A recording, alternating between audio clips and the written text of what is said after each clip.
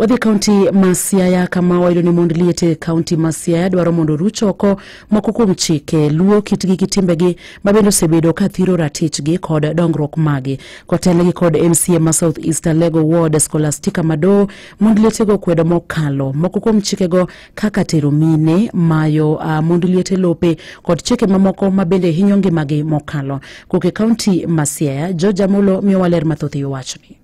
Kotelnegi gi MCA ma South East Lego Ward kar chung'od bura ma Lego Usonga Mikael Scholastica Mado, mond lietego ywago moko kuom chike luwo kitgi gi timbegi magidwaro mondo miyo ruch oko. Traditions kata cultures osebedo ka diyo mond liete higni mang'eny, to wacho ni sani nitie chike moko ma sani onego warang mondo walok. Maduong' kuom gite en wach chik mar tero mine, mayo mine, mond liete lope. Mond liete mang'eny oywak ni osemagi lope, bung'eny gi odak matek makata puothe magipuro onge, mwandu manowegi go bende omagi, goro miyo dak bedo matek. Mikael Scholastica Mado luwo kata kamano ni gin kaka od bura mar County Assembly ma Siaya ne gisechako chenro mar chuogo chik mabiro konyo rito ratiro mag mond liete kaunti ma Siaya mangima. Widows Protection Bill en chik mar rito ratich mond liete e Siaya County ka ma osebedo kaka jo od bura ka wa champion bill man bill mabro rito ratich mond liete gi nyithi kiye, kendo en chik mag kowuok to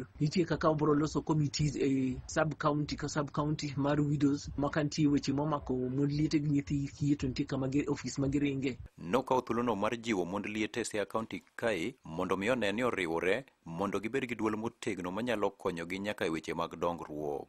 Wadwaro mondo TDL kamora mora ma intie mondo idonje group e South East Lego wan kod grube mag mond liete e sub location, kendo wadwaro mondo watudre nyaka gi mond liete mane Lego Usonga duto, to kendo mond liete mane sub counties go duto, mondo mond liete ma Siaya duto wabed gi mgawo achiel motegno ma wacho weche mond liete. Ne Radio Ramogi e kaunti ma Siaya, an George Amolo. Ma Ramogi Radio.